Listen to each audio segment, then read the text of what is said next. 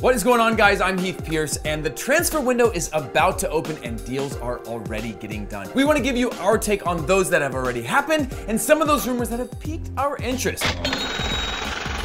We are going to be doing this show periodically through the transfer window because there are simply too many to talk about in just one show. So give this video a like if you're digging these transfer shows. Let's do it. Dani Alves to Manchester City. As the days and hours pass, this one seems more and more likely. Alves, who oddly in 2014 admitted to not even knowing there was two teams in Manchester, is likely to join his former manager Pep Guardiola on a 2-year contract. But the 34-year-old is still seen as a short-term option for City, who are heavily on the hunt for long-term options, Bellerin or Kyle Walker. He's been released of his contract at Juventus apparently, which just seems odd to just let one of Juve's best players from last season walk away on a free. I would assume that when they took a shot on him last year, there was some sort of handshake agreement that he could leave on a free after 1 year if he wanted. Any other scenario just doesn't make sense to me. Either way, he could give some wing-back boost to Pep's squad after the release of outside backs Bakary Sagna and Pablo Zabaleta, and the reality is, Alves knows how to win in Europe, something City have yet to prove they can do. But for me, this one is Ousmane Dembele to Barcelona. The 20-year-old continues to be sought after by European giants after a 10-goal, 18-assist year across all competitions. Barcelona, who boast arguably the strongest attack in the world, could use a different styled and somewhat direct attacker to support MSN throughout the long season. My fear for him is playing time. He chose Dortmund over Barca last year for that exact reason, and now a likely 80 million plus euro transfer and not a lot of room in the lineup could spell disaster. If he does go to Barcelona, where does he play? I know they play like 100 games a year, so he'll get some matches, but he's on the path to being a star, not a squad player. So while I think it would be hard for anybody, and I mean anybody, to turn to Barcelona, in this case, I hope he does. For me, this is a big thumbs down.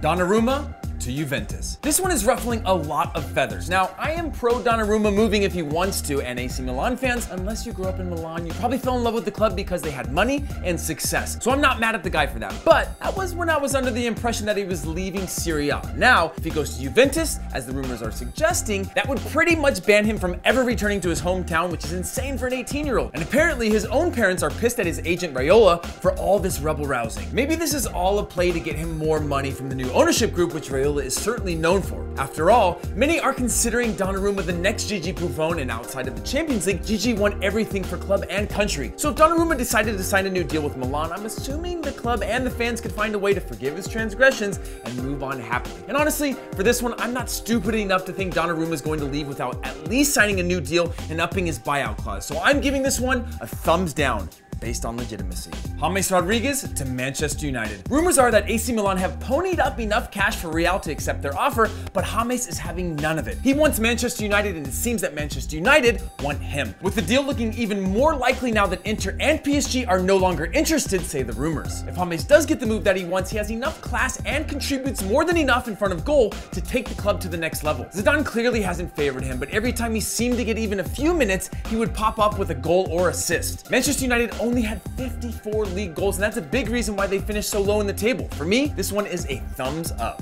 Ronaldo to Manchester United. When rumors started swirling about Ronaldo wanting out of Madrid, CR7's former clubs Sporting and Man United immediately became favorites, with some mentions of MLS thrown in, and even Bayern had to squash some rumors. We don't know what is true in regard to the situation, but we know that he's sick of the Spanish media on him, and we know that he's a machine, so he probably wants a new challenge. He just had twins and knows that he can only remain on the top for so long, so why not go out on a huge high, winning the double in your last season with Madrid and find himself a new challenge? I'm sorry, Madrid fans, I'm going with a thumbs up if Ronaldo is ready to move on to a new experience. He will dominate anywhere. Chucky Lozano to PSV Eindhoven. This is a great move for the young Mexican, and I truly believe that Holland is the best place for young Mexicans or Americans to continue to get games, develop, and prove that they can play at the highest level. So often our players are so expensive that only the biggest clubs can afford them, and the player gets transferred and then buried in the lineup. At PSV, he joins Andres Guardado, who's coming off an incredible campaign, leading the team in assists, and should have that comfort of having an experienced Mexican at the club. Plus, PSV are a damn good team, and they won the title 2 seasons ago and were only 6 points back in this last campaign. It's nice to join a team that wins, and wins regularly when you're making a big transfer to a new country. He was linked with Ajax, Man City, and Celta Vigo,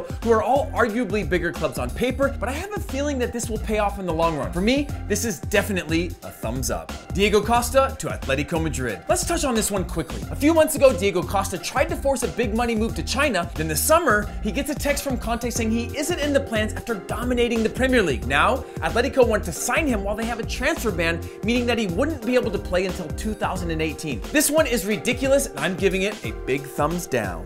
Douglas Costa to Juventus. The sign of the times clearly shine through when a 7-goal, 9-assist super sub named Douglas Costa has a 50 million euro price tag, which I laughed at, and it's even more of a sign when a 40 million euro offer does come through. Don't get me wrong, I love the kid and he's super fun to watch, but I'm going purely on numbers here. All year he played second fiddle to Robben and Ribéry, who are both in the twilights of their careers, and while I think he'll be great at Juventus and he's super talented, how is he worth 40 million on the market? For me, this one is a Mohamed Salah to Liverpool. Here's one that seems to be a done deal pending a medical. The Egyptian Messi, as he's known, had 19 goals and 12 assists in all competitions for second place Roma, and finally turned potential into actual numbers the last 2 years in the Eternal City. When Mourinho stole him away from Liverpool at the 11th hour in 2014, Salah saw little time as he struggled to adapt to the Premier League. This time around, he looks much more prepared physically, and as one of the fastest players in the world, he should be running right past many Premier League defenders, just like Sadio Mane does for Liverpool. Plus, he has all the same selflessness. When Mane was out of the side this year, Liverpool looked unable to break sides down most weeks, and Salah should be able to help with that problem. To put it in perspective, Salah contributed to 26 league goals for Roma, 5 more than Liverpool's best performer Coutinho, and that should excite some Reds fans. For me, this one is a thumbs up.